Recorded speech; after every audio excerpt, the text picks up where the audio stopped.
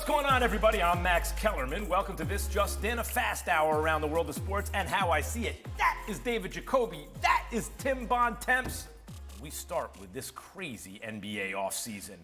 Will the Jazz blow it all up and trade Donovan Mitchell after dealing Rudy Gobert?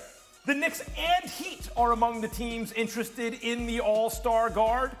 Will Kyrie Irving reunite with LeBron James in LA? When they were teammates in Cleveland, the Cavs outscored opponents by over 1,000 points when they were on the court together. I think that was in the course of 5 games. And when does Brooklyn move Kevin Durant? KD demanded a trade 2 weeks ago. What does the trade market think he's worth? Now, let me give you my take on KD because I've been out for a while. You know, he's making legacy jokes on Twitter. You guys heard about, hey, what have you done with legacy? And I love KD. I think that's great that he's doing that. But it's almost not hyperbole to say everyone on the planet Earth who can play in the NBA is playing in the NBA. There's 7.5 billion people in the world. The NBA, it's fun. It's not dangerous. You get to be a superstar, idolized by millions, and make millions more, right? Like, who wouldn't want to do that if they could? 400 get there out of 7.5 billion people. One of them is the best. That's KD. KD, your legacy will be, yes, you have a legacy. Most of us don't really. You do. And the standards are a little bit different. And with player empowerment, guys, nowadays, we judge the GOATs, right, of our time, the greatest of all time, or at least of our time.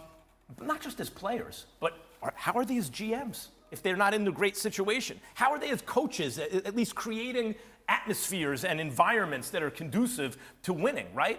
I believe KD is the greatest complementary player of all time. In other words, any starting 5 I'd ever make, I find a spot for KD on it. He makes any team ever better. But when you talk about the center of a championship team, KD should be in the GOAT conversation. He should be there with Jordan and LeBron. He's not. He's not. When you talk about being the centerpiece of a championship team, that's the gravitational force for others. Michael Jordan, LeBron James, Steph Curry, Larry Bird got to a team, the Celtics won 20 games, 60 games when he should. That is what I'm talking about. That has not been KD in his career. I love the fact that he's an original. He is an original. The world is more interesting with him in it, and I'm glad about that. But he's not in the GOAT conversation, and what I said is the reason why. Am I right or wrong? Jacoby, I'll start with you. Couple things. He's not the best player on the planet. That's Giannis Antetokounmpo. I would definitely put Giannis over KD. He's the second best player. So of the 7 billion people playing basketball, because he's been hurt, he would be number 2. And I would say that he was definitely the centerpiece of those championship Warriors team. He was the Finals MVP. He was the centerpiece of those teams. No, he was added as an incredibly powerful complementary piece that was better than the centerpiece. But he was added. The team was not built around him. The team was built around Steph, and he was added. I think there's a difference there, no? No, I don't. When you watch those finals games, Kevin Durant was the best player on the court. Yeah. He was the best player. He was the centerpiece of that team. Yeah. Tim, am I crazy? Do you understand the difference I'm making here? The distinction? Well, first of all, I couldn't tell you were gone for 2 weeks because that was like a 7-minute soliloquy. I know. By Kevin Durant. Well done. First of all, it's great to see you. Yeah. Second of all, as far as this whole legacy conversation, I just really don't have time for it. Kevin Durant's going to be one of the 10 best players of all time when his career is done. 10 or 12, whatever you want to say, 10, 12, whatever. You think there's no difference between 10 and 12? An argument for one? You can. The greatest player? Why shouldn't he? He's 7 feet tall. He shoots from anywhere. He's got great handles. He's a great teammate. He was a great defender before the Achilles. Why shouldn't he be number 1? He's not even in the conversation for number 1. Why is that? That's not important. I'm saying you can argue greatness to degrees. You can do that. But to me, he's one of the 10 or 12 greatest players of all time. I think if he had stayed in Oklahoma City, for example, longer, if they'd had better luck health-wise, they might have won a championship earlier. If Klay Thompson hadn't gone berserk in Game 6, in the game I was at in 2016, they win the championship that season. There's so many little things that happen along the way that can shift these things in different directions. But this is the universe we do live in. And in this universe, no one's arguing KD's the GOAT. It's not happening. And what I'm saying is the reason why. But why do we always ask for more from Kevin Durant? Do you remember when he gets to the Warriors, he gets criticized? And then he wins a couple championships. Well, he kind of did it because he joined the Warriors, and then he's got to do it on his own. Why are we always looking at Kevin Durant and saying, yeah, but?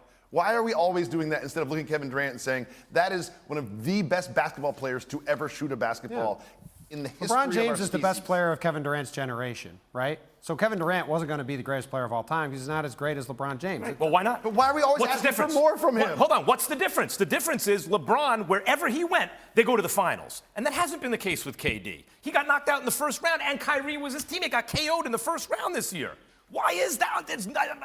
I'm not... Well, this year it was because he chose to team up with Kyrie Irving, and their team was a disaster as a result. I mean, that you could argue that he should have chose not to team up with Kyrie, but I mean, look, I mean, again, like he's the second best player of his generation. Like he's not the best player of all time.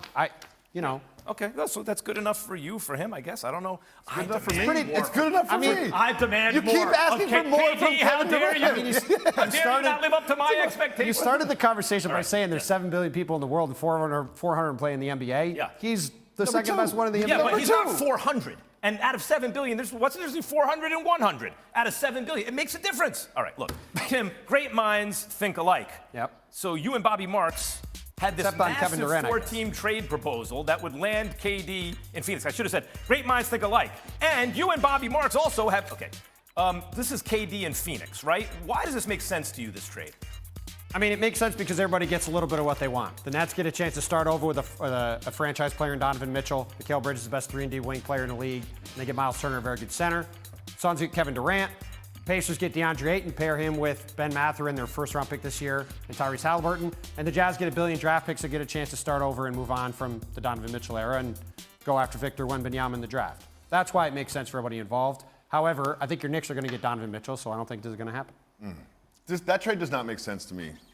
If I'm Sean Marks and the Brooklyn Nets, I am not trading Kevin Durant for 3 very good basketball players, but they're not Kevin Durant. Kevin Durant is the second best basketball player on the planet. I'm not trading $3 or 3 quarters for $1. Or not even, but see, actually in the NBA, you're not supposed to trade 4 quarters for $1. In other words, when this is what Dr. Jerry Buss, the greatest owner in the history of American team sports, the late great Dr. Jerry Buss, told Kobe when he wanted to go to the Clippers. He said, Kobe, you're a 5-carat diamond. I'm not trading you for 5 1-carat diamonds. The history of the NBA has been team that gets the best player wins the deal. Well, obviously the team that gets Kevin Durant's going to win this deal, so the Nets have to go into this realizing they're going to lose this deal, right?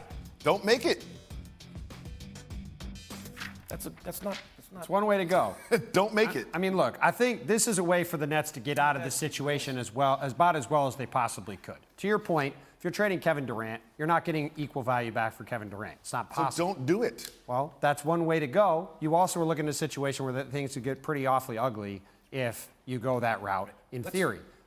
I took so long to get through my KD tape. We're now going to turn our attention to Kyrie Irving, and we'll see if I can do a little better now. Could we see a reunion between the 2 stars who brought the only championship to Cleveland?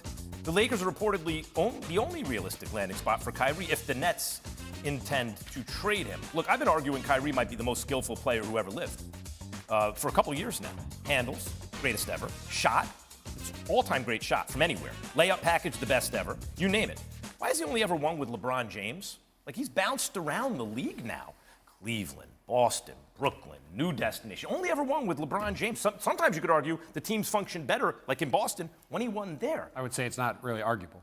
They did function better, right? Okay, so how could that be? He should ask himself that. And yet, as a Lakers fan, I'm a Lakers fan nowadays. No, Are you a Lakers fan now? That's right. You've been gone a long time. Kyrie? Wait a minute. You mean to tell me Kyrie with LeBron and AD all day? If they stayed healthy, they'd be unstoppable. Like, there's just no way around it, right? If he goes to the Lakers are going to be, if they're healthy, impossible. I would still pick the Warriors over the Lakers even if they had Kyrie, LeBron James, and Anthony Davis. You realize LeBron and Kyrie beat the Warriors just with Kevin Love, who is not a good player, but not Anthony Davis. Colleague Richard Jefferson as well. Well, I would say that the problem with the Lakers last year was, yes, they had 3 superstars, but they didn't have the complementary pieces that would still be the same if this deal were to happen. Yeah, the rest of their roster is not good. I mean, that's the thing. They would be in the conversation. And the thing about this is, right now, the Lakers are probably a team that's going to be fighting to be in the play-in tournament. And if they're lucky, can get to the 5 or 6 seed and not be in the play-in tournament. They're not a team with the. I mean, you look at me like that, and now you're a Laker fan. No, but I would say this. If you realistically think that LeBron and AD will continue to play 40 games a year, sure.